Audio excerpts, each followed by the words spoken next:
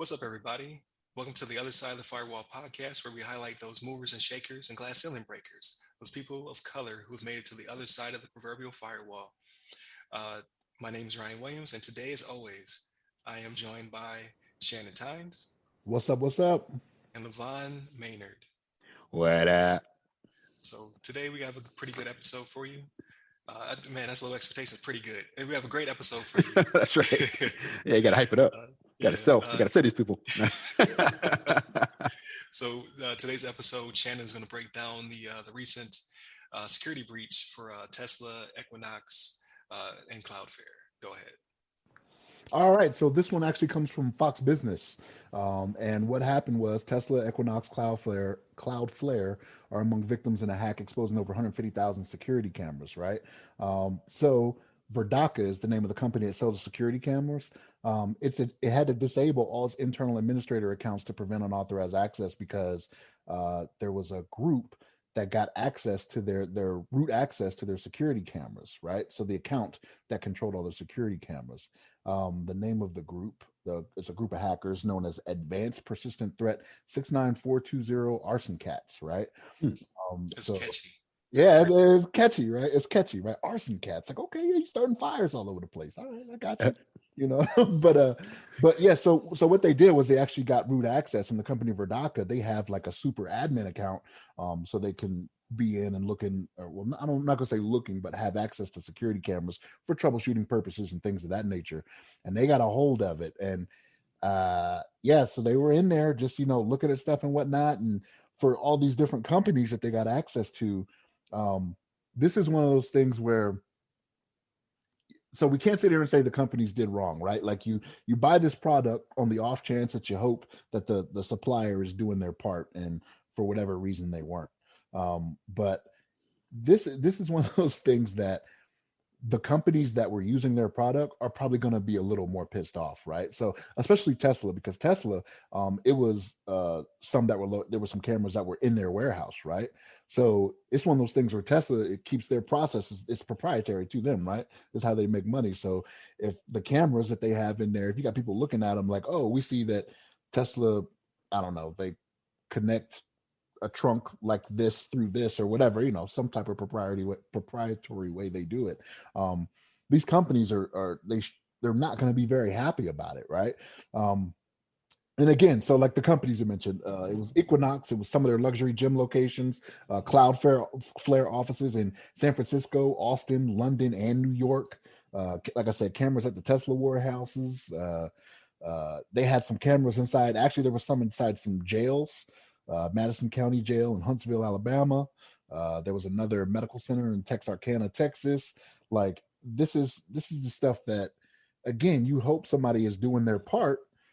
You know what I mean? Like, okay, I'm trusting you as a company to be managing like you're supposed to. And in this instance, they weren't, right? And so, and the thing is, like, what they actually interviewed one of the people here. I gotta find this because I thought it was kind of funny, right? So the group's reasoning for the hacking is lots of curiosity, fighting for freedom of information, right, and against intellectual property, a huge dose of anti-capitalism, and a hint of anarchism. That's the one that gets me, right? I hear that anarchy, I hear the anarchism. I'm like, oh, Right. you know what I mean? But yeah, this is, man, like, when is this gonna stop? Right? Like this is just what we get into every week. We're just doing, hey, somebody got hacked, this happened, there's some ransomware. It's just, I don't know, man. Same stuff, different day. I feel like it's Groundhog's Day, right? I'm what is it? Patuxent, what's the name of that groundhog there? Puxacani Poughkeepsie? Phil, That's right. Puxacani Phil or something like Yeah. that. Yeah, I think you had it. Man, yeah. That's how I feel. But Levon, man, what's your thoughts on this? Yeah. I think it's I think it's interesting that they got access to these cameras. I assume that from reading the article, it seems like maybe it was just all video. I'm not sure if any audio was captured from these devices, which I tend to like. I don't know. It's just my personal thing, but I think audio is like more concerning to me than video. I feel like the video, maybe they see some things, they see some people walking around, they see like, oh, this person. Like I saw some video clips of the person of the I think it was pretty much like a police department or something like that. They saw inside of a interrogation room, something like that, where they were talking to somebody like a suspect. Obviously, that PII, that person's now on blast. Like, oh, I know who this person is that they're putting this jail cell and all this kind of stuff. Or they're investigating. And they could be But innocent. That's the thing, right? They could yeah, and it literally could be call innocent. it for Yeah, questioning. it could be in there for questioning, Or and they could be who knows? snitching. Could be snitching. Yeah, could get like now they on camera. get Johnny Tight Lips to take care of him, whatever. But it's definitely concerning overall as far as like obviously nobody wants a security camera hacked. I know we had some issues with I think it was in the past. I can't remember the company. I know if it was Blink or something else that somebody had some cameras inside their own house and then they were using like the audio and stuff like that to communicate because they have like little speakers on there. Where you can actually communicate back and forth like a speaker system. And they were like inside watching the family and the kids playing around and talking to the kids like, hey, I'm watching you now kind of thing, which is really creepy. And obviously this is concerning as well. It seems like most of the security cameras are watching like the perimeter and watching like the warehouse and make sure nothing's going on. People aren't getting attacked or making sure that nobody's stealing stuff from wherever they're at. So it's obviously still concerning. I think it's obviously just shows the kind of the lacks of security in regards to this super admin account that was pretty much on the web from what they say. They were able to hack it from a website. I'm sure it was some sort of like it was in some code somewhere or some portion of a website's like the HTML data. It was probably kind of exposed in one of those something they didn't even think of when they put the password out there. But they got access to it and they had a super admin account, able to connect to all these devices, connect to all these companies, security cameras, and just watch what they're doing. Hopefully nobody's doing anything crazy. But yeah, it's obviously a big concern. But at the same time, like other part of me is like, hey, they saw some stuff. Hopefully it wasn't anything crazy like you were saying, the proprietary stuff where they can like use this data to enrich themselves and like, oh yeah, we saw how they manufactured that trunk release that's so proprietary that nobody's been able to figure it out until now. But besides that, they got in there. Now everything's locked down and they got removed from that access. But I think going forward, I mean, I'm sure they learned quite a bit from this situation. Hopefully it doesn't repeat in the future.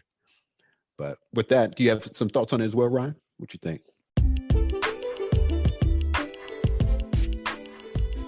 Hey listeners, please remember that you can support this podcast directly by becoming members of the show's Patreon.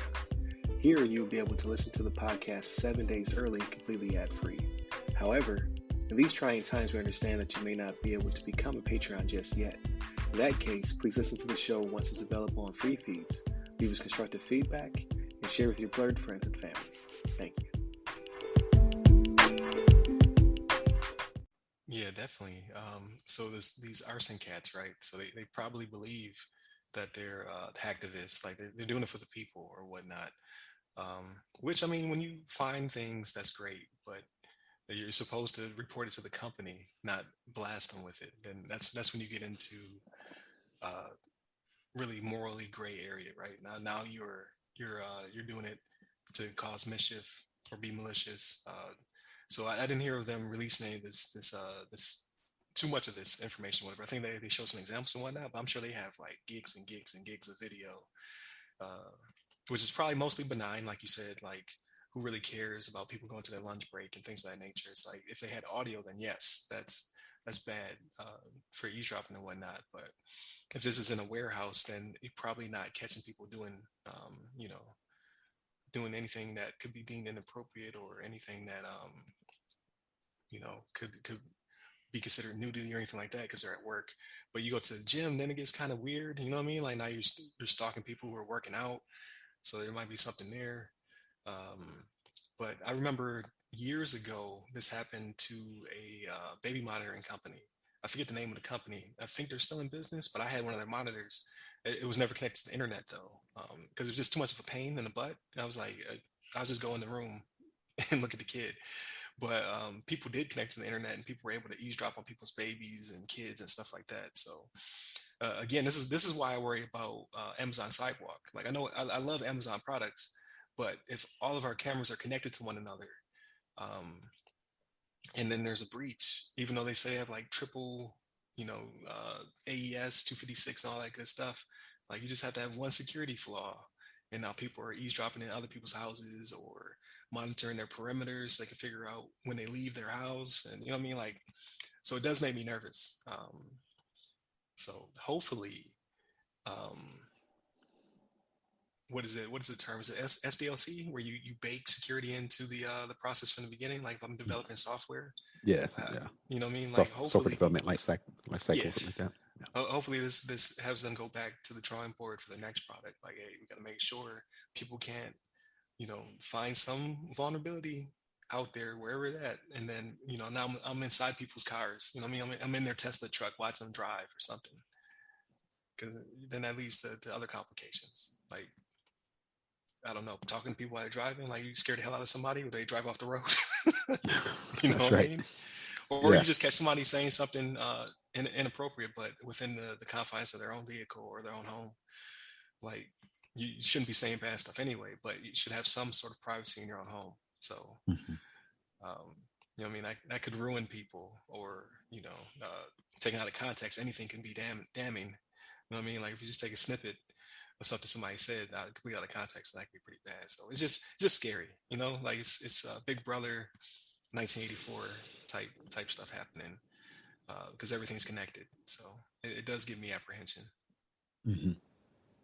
So I think this group may be a little emboldened though, right? Like they came right out and said, "Hey, for a little bit of anarchism is why we do this," right? So it's not to say they're not out there searching to do this to somebody else. You know what I mean? So hopefully these what do you Activists or hack no the companies themselves, like with cameras, like CCTV, the guys that oh yeah, provide that the closed security caption, monitoring. yeah, security Yeah, monitoring and stuff like that. Like hopefully they wisen up and be like, okay, well, we saw what happened to those guys and we don't want no parts of that, right? Like it's just not what you want. Like I know there's a lot of these military installations that have cameras, right? Like they may start looking and be like, okay, where are we getting these from, and do we really want to stick with these guys? You know what I mean? Mhm. Or they may reach out to those companies and be like, hey, prove to us that this is not going to happen to you. These companies shouldn't want that type of negative publicity, even though it didn't happen to them. Like, make sure your house is in order, you know? right, right, Mhm. exactly. Because I'm trying to think of like most security systems now have a camera in the panel. You know how you have the panel to your security system. So I shouldn't say most, but in a lot of smart homes, they now have a camera system in there to monitor the living room, and if you have like a patio or a window or something down there. So it has a speaker, so if glass shatters, because they did the test in my house where they had like it looked like a box that just played glass shattering noise to make sure the system alerted when it heard glass shattering. So that means it's always listening. Mhm. Yeah. And then there's a camera built in. So after it was done, he showed me on the panel. He was like, "Yeah, when the glass shattered, you saw the camera cut on. And then you can see all of our faces." Like, I'm like, "But what if somebody just activates that? Now they just monitoring my house." Right. So, True. That's Yeah. very. I don't have the one that has the decibel thing on it, like you're talking about, right? When it gets above certain decibels, like it triggers. But I right, have I have my security system set up to where when certain actions happen in the house, you know what I mean? Things get open or whatever, like right, it activates the camera. You know what I mean? And I understand the risk of somebody getting into my computer, my security system, to look at those things, but it's one of those things where it's like, okay, well, am I willing to say, okay, I'm not going to do that at all? Like if for yeah, whatever reason I'm not at home, my family, am I willing to risk them being in danger, or you know what I mean? So you gotta weigh those options. yeah. It's definitely all about risk mitigation. So I can see, like, so I'm not getting rid of mine. So part of the reason I bought the house is because it was smart. You know what I mean? Like I was like, oh, this all this cool stuff, but all this stuff is against me. So what do I do with that? Just try to be smart, try to make sure all my stuff is secure. Maybe put up some extra stuff like a firewall in my home, um, just to make sure the information can't get out. You know what I mean? Like there's a ton of things you could do. That could be an episode into itself of the different ways to lock down a smart house. But I think it's all good info. Appreciate, like see, I undersold it. It was great. we, we gave the people It's what they great wanted. content. That's right. But so that wraps it up for this episode. Shout out to the Patreon patrons. Thank you for your support. Shout out to my co-hosts. Thank you for always being here, always giving me good information and good feedback. Remember, if you're a Patreon subscriber or a Patreon patron, I should say, you receive this episode at least 7 days earlier than the free feeds, all at one time. So they're going to be staggered throughout the week, but you'll get it all in one day, so you can watch to your heart's content. If you're a YouTube viewer, please remember to subscribe, to hit the like button on the video, send us some feedback, hit that bell so you get more videos like this throughout the week. If you are a podcast listener, just continue to subscribe. If you're not a subscriber, hit that button, subscribe on your platform of choice, share with your friends, and just hit us up on the socials. The anchor is www.theothersideofthefirewall.com, which sends you to the Instagram. They'll send you to our Twitter, our Facebook page and group, all called The Other Side of the Firewall. And then you can personally hit us up. I'm on Twitter and Clubhouse at RyRy Security Guy. That's RYRY Security Guy. And Levon? Yep. Hit me up at Levon Maynard. There it is. So, like I said, that wraps up for this show. Y'all be easy. Take care.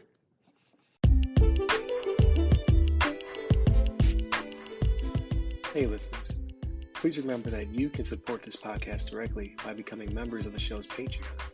Here you'll be able to listen to the podcast 7 days early, completely ad-free. However, in these trying times, we understand that you may not be able to become a Patreon just yet. In that case, please listen to the show once it's available on free feeds, leave us constructive feedback, and share with your blurred friends and family. Thank you.